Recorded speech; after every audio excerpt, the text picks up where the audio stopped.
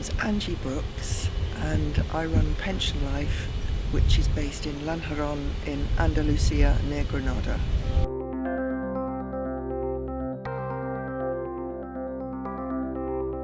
First of all, we appeal tax liabilities that arise as a result of pension liberation schemes, which thousands of people unfortunately get scammed into participating in and transferring their pensions to. But secondly, we try and give support to the victims and the members of various schemes, and we try and explore ways in which they might conceivably one day get their money back. That's a long, hard job, and it's not easy because you have to deal with regulators, you have to deal with ombudsmen, we deal with solicitors, but the litigation route isn't easy. So in fact we've now abandoned the civil route and we're going down the criminal route. Basically, I'm rescuing the victims of a train wreck, but at the same time I'm trying to help prevent future train wrecks. And the problem is that one of my members, who's an airline pilot, says that each time there is a new scheme which implodes, collapses, gets suspended, the lessons from that scheme are not learnt, and the preventative and protective measures which could have prevented the previous scheme from happening or getting off the ground are not used to prevent the next scheme, the next scheme, the next scheme, the next scheme, very often by the same crew, the same team who were operating the very first scheme.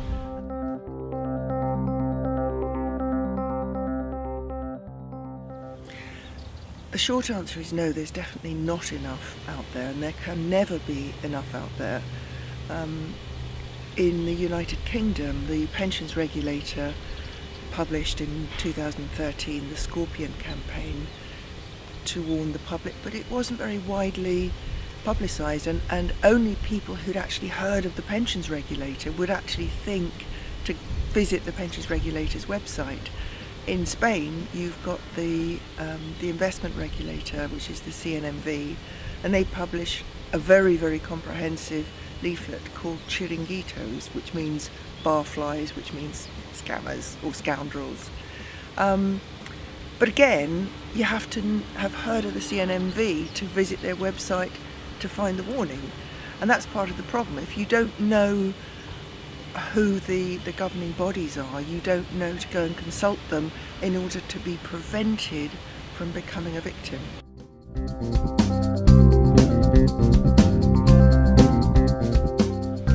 Well, there's two ways that I approach an individual that comes to me for help. And one is, if it's already a scheme that we're dealing with, then we know what the problem is, and before they start to describe their problem, we can actually tell them what's happened to them, how and why, and who was responsible for it. And we are dealing with schemes in the UK, we're dealing with schemes in Malta, in Gibraltar, in Guernsey, and advisors from all over the world, from the Middle East to Europe, to the United Kingdom. So every scheme tends to be different, and when we get a new scheme on, there's quite a lot of research, digging, making phone calls, asking people who are based, say, in the Czech Republic or in the Middle East, have you heard of this firm? What do you know about these people? Do you know what they're up to? And then once we understand the nuts and bolts of a scheme, that's when we can start to put together a rescue plan. The range of problems is about scams at the top, and then you've got a whole spectrum down to just basic negligence and mis-selling. So the top stuff is criminal, and Leslie Titcombe of the Pensions Regulator has very clearly said that scammers are criminals. But we are talking about a range of arrangements, if you like, which runs from an occupational pension scheme, which has been registered by HMRC and registered by the pensions regulator, which gives it this very misleading aura that, well, it must be okay.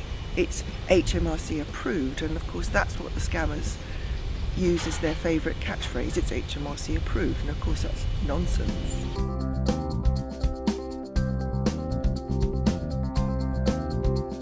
They have slapped this 25% tax penalty on cure-ops outside of the European Union. And to a very large degree that has scuppered some of the scammers, but on the other hand they are now using that as one of their sales tools, one of their USPs. The UK government have made cure-ops illegal, which isn't true, outside of Europe, and very soon they're going to make it illegal within Europe, so you better hurry up and transfer your pension into a cure-ops. That's the sales tactic that's being used. Part of the problem is that they are now being used as vehicles for scams for UK residents. Now the whole idea of a cure-ops is that you should have been, a member should have been outside of the United Kingdom for 5 complete tax years in order to benefit from the features and characteristics of a cure-ops. But the scammers are now targeting UK residents because you are not under the same scrutiny that you would be by the FCA onshore, so they have greater freedom to peddle the very thing that makes them the money, which is the UCITS, the unregulated collective investment scheme, which is where they actually make their money from. So we could be talking about a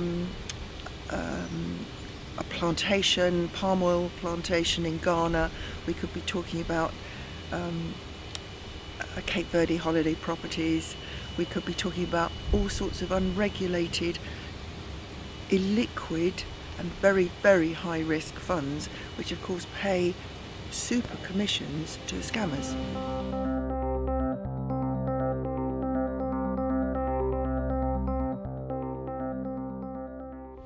Well, it is a lot more serious, and the reason that it is because the victims are lied to, they are defrauded, they're scammed, and they have their hard-earned pensions effectively stolen from them. Now, the way it works, and you're absolutely right to highlight the risk-reward issue, but when advice is given, usually from an unqualified and unregulated advisor, the advice is usually that the investor is a low to medium risk investor, but then he or she is put into a very high risk investment, but without consultation, without their knowledge, without ever understanding that they should not be in a high risk investment.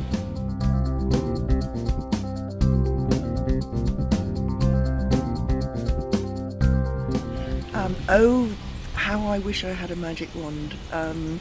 Unfortunately, there is very little that you can do once the money has gone offshore into a palm oil plantation or into Cape Verde holiday properties or into German government buildings which are derelict and are being redeveloped. What you can actually do is very limited. Now, in some cases, the pensions regulator places these schemes in the hands of an independent trustee, such as Pi Consulting or Dalriada.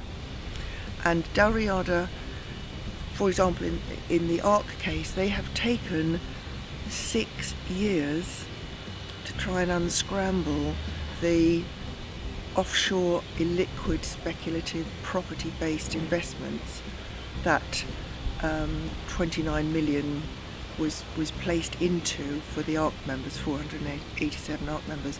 So if a whole big professional trustee company takes 6 years to do that, one very small firm in Spain isn't going to be able to do very much at all to recover the assets. So It's really about working with the independent trustees. It is about being a shoulder to cry on, because there is nowhere else for people to go. You can go and see a solicitor and pay so much an hour to tell them your troubles, but they have no more power than I do. A firm of solicitors cannot do any more or any less than what Pension Life can do.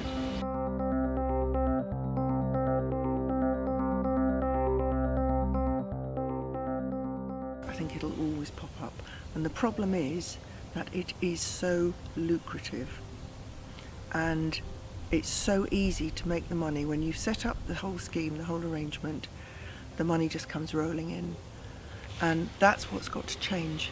It's got to be made illegal to profit from financial crime, and that's the long and the short of it.